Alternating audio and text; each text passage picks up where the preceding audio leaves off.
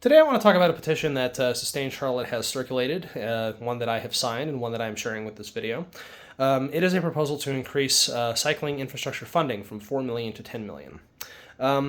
Two reasons for proposing this. The first one is that better cycling infrastructure increases ridership. What you'll notice in cities with poor cycling infrastructure is two groups of people are going to be the only people you see on bikes.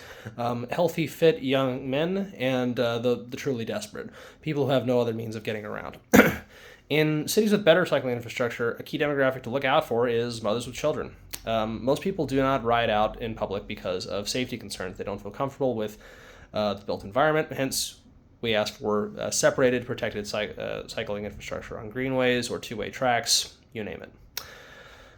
What's the second reason for this, though? Well, the second reason is because funding of $4 million is not baseline. That is a cut from the baseline. And if you've been listening to some of the City of Charlotte's recent budget discussions, you probably know why.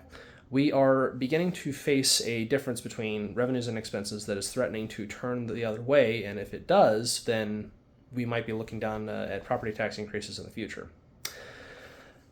Now, here's the reason I think that's penny wise and pound foolish. If you ask me, a CPA, what the cost of a project is going to be, the conversation does not end at the total construction cost. You need to ask more questions to understand what the yearly cost of the system is. You need to ask things like, what is the useful life? What is the interest carry if you're financing it? And what are the maintenance requirements? And it's that last point that I want to focus on in particular.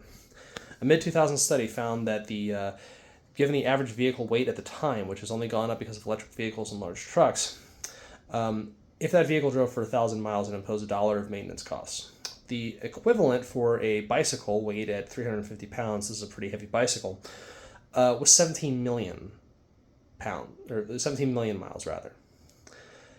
You start doing the back of the napkin math of what would happen if you could convert even single-digit percentages of Charlotte's trips to a bicycle, and the payback becomes apparent almost immediately.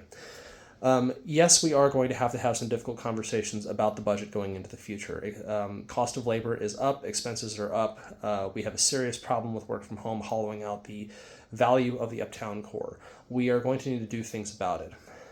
However, with every cut that we look at, we have to make sure that we're not shooting ourselves in the foot in the future.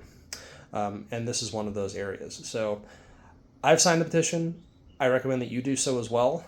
And that, as we do so, we also think of other ways where we can reduce long-run maintenance costs of not just this, but of other items in the city. Because we're going to have to be facing that problem, well, now.